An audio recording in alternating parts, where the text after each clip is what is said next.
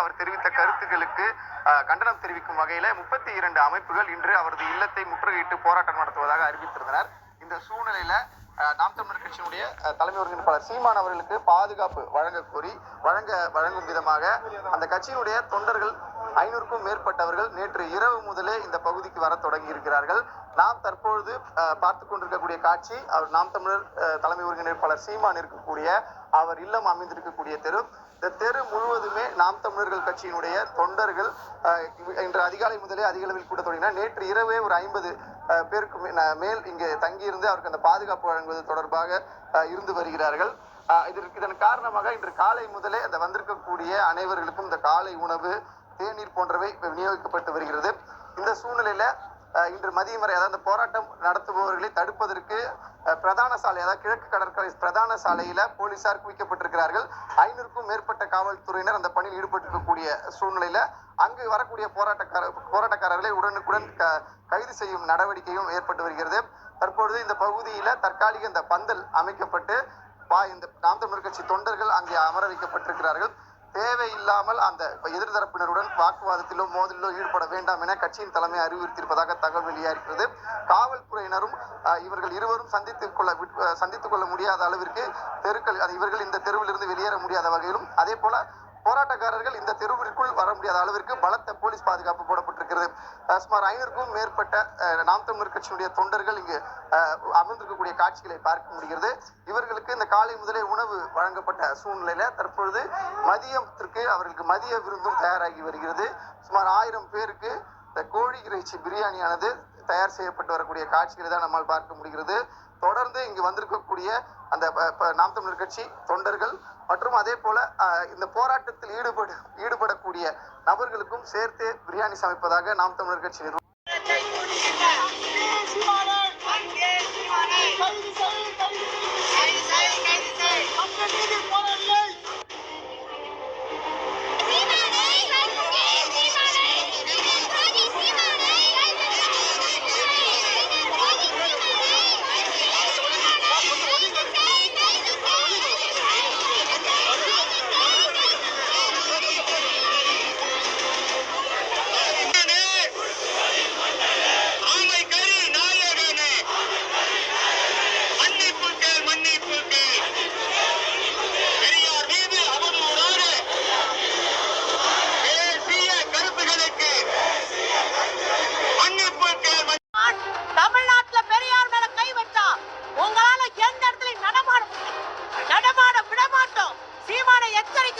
மரியாதையா சீமான் மன்னிப்பு கேட்கணும்.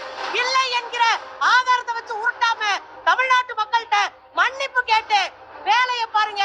அரசியலை மூட்டை கட்டு அத ஒத்தால இல்லங்க. தமிழ்நாட்டினுடைய அரசியல் அனாதை சீமான். அனாதை ஒன்னா தனியா தான் நிக்கும். எந்த கட்சியும் கூட்டணி சேரலன்னா உன் லட்சணம் அப்படி. அதுல தடிய வச்சு எங்களை மிரட்டுவீங்களா? தடிய வச்சு ஒரு நூற்றாண்டுக்கு முன்பே அரசியல்ல ஆணி வேற ஆற்றின தட்டை பெரியார் மேல கை வச்சா நாங்க வேடிக்கை பார்க்க மாட்டோம்.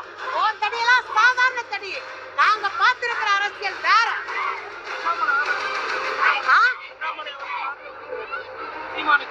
அண்ணாமலை ஆதரவு கொடுக்கறாங்கன்னா என்ன அர்த்தம் அப்படின்னா RSS பிஜேபி சங்க பரிவார் கும்பல் அவங்களோட சேர்ந்து பிடிமா இவரை வச்சிருக்கு, சீமான வச்சிருக்கு.